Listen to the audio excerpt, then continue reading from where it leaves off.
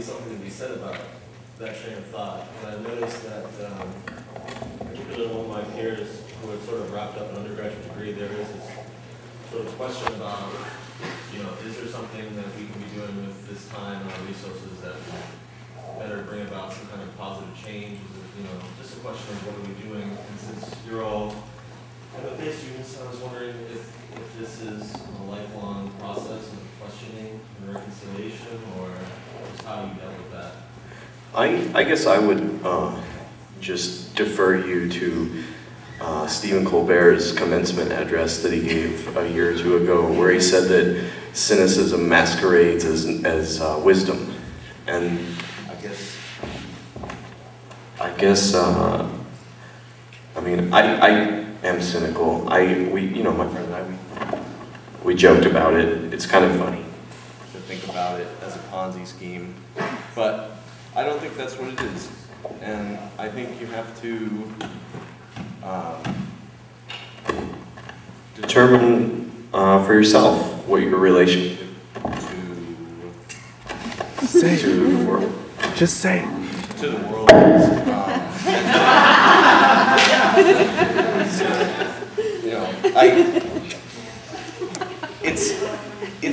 It's a dilemma, definitely, cynicism, and so that's why I would just say, you just have to think about, like I said, Stephen Colbert changed my life.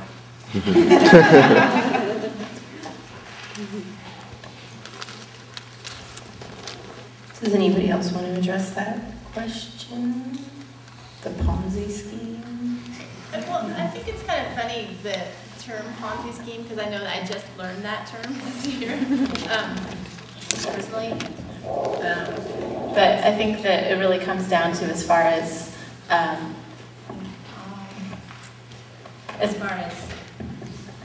thinking about whether or not you want to be in a grad program.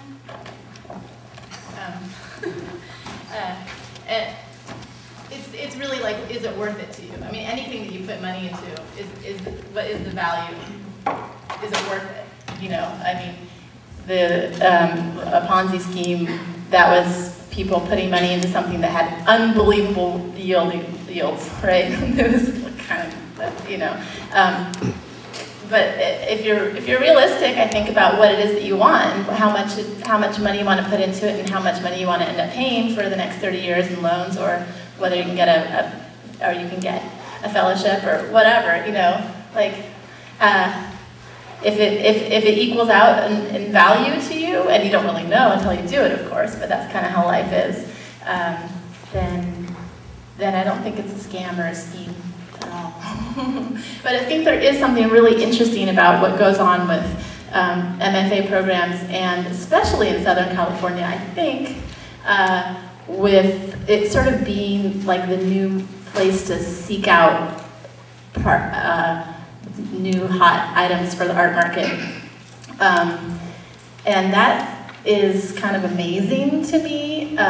In some ways it's really fantastic because people get their work out there just right away. But then it also can be kind of troublesome because it's kind of like what we were talking about before. I was talking with Cameron before we started about being able to make your work and just have room to experiment and grow before it goes out there and is in the world and on the market. So I think that there can be sort of a danger there with automatically thinking about things in monetary terms.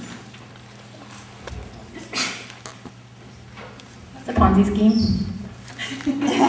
What's the question? No, I have to use this one.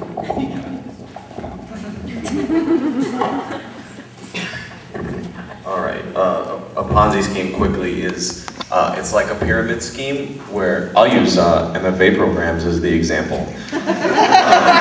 So you have the institution as your backdrop, and so you have different tiers. You start at the top with let's say a faculty member, and the faculty member gets some MFA students and turns them into teachers, making them the second rung on the pyramid, so on and so forth, forever, until everybody finally stops believing in it, and then the whole thing collapses, which I believe is particularly inappropriate given the recent financial issues in the country, if you follow that.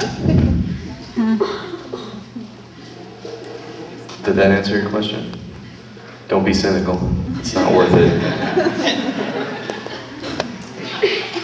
And I think it's not really a very good analogy for an MFA program because it assumes that nothing happens within an MFA program. And that wasn't my experience at all. I think, and I've been through several educational programs because I don't have this linear path here, and some really very competitive ones. And I can say that I have never been as stimulated continuously through the 2 years, and that the level of my thinking, I know, it has been tremendously developed. And I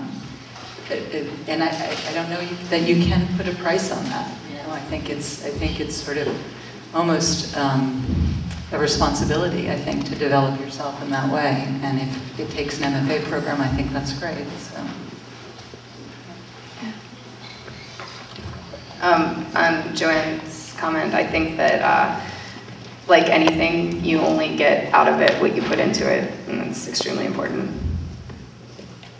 I think it's time to let the Ponzi scheme go now and take another question from the R-rated president. I'd like to know how any of you approach discouragement in the face of just intense criticism, you know, and then how it might change whether the person who's giving you the criticism, traditional critic, they just walk in, see your work, and say, I don't like it, it's uninspired, it's stupid, it sucks. You know, does that help fuel what you want to do later, or you just get into a slump of depression? What goes on? I'll start with that. So last year I was having a couple studio visits with some unnamed people, and I forget exactly who said what, but somewhere along the lines it was like, you should just drop everything and start over. And you know what? Kiss my ass. Like, I enjoy what I'm doing, and because you don't agree with what I'm doing, or you don't really see a vision, or maybe you think that it's been done before coming from where that person is coming from, okay, fair enough. Like, thanks for your input, and I'll definitely look into that if it has been done before. You know, I should know, right? Project Runway last season.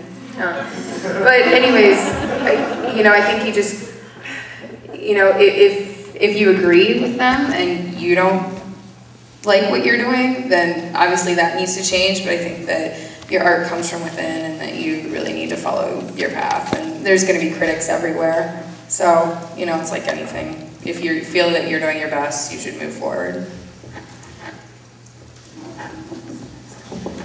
I actually think that maybe having harsh criticism from an individual is probably least problematic within an MFA program, because you're surrounded by so many people giving you so much input that a single person's words, with the exception of maybe a peer or a mentor that you have highest respect for, you're getting so much input that it's very easy to position someone's regard for your work as specifically their opinion. I feel like I see people in a little bit more desperate situations when they're out on their own and they're not getting a lot of input. You know, one person comes to visit their studio a month or something, and then I suspect that people can be in more fragile states there. That said, I think like if somebody responds to your work in that way, like in the context of an MFA program, I think that's the perfect place to let that voice kind of in the door and let it stir you up and let it make you a little uncomfortable. Because it's like being in an MFA program, I think you're not specifically there to make right answers. You're there to just test out, I would hope, a lot of different answers. Actually, coming to think about it, I kind of did stop what I was doing and started over, but it was totally unintentional.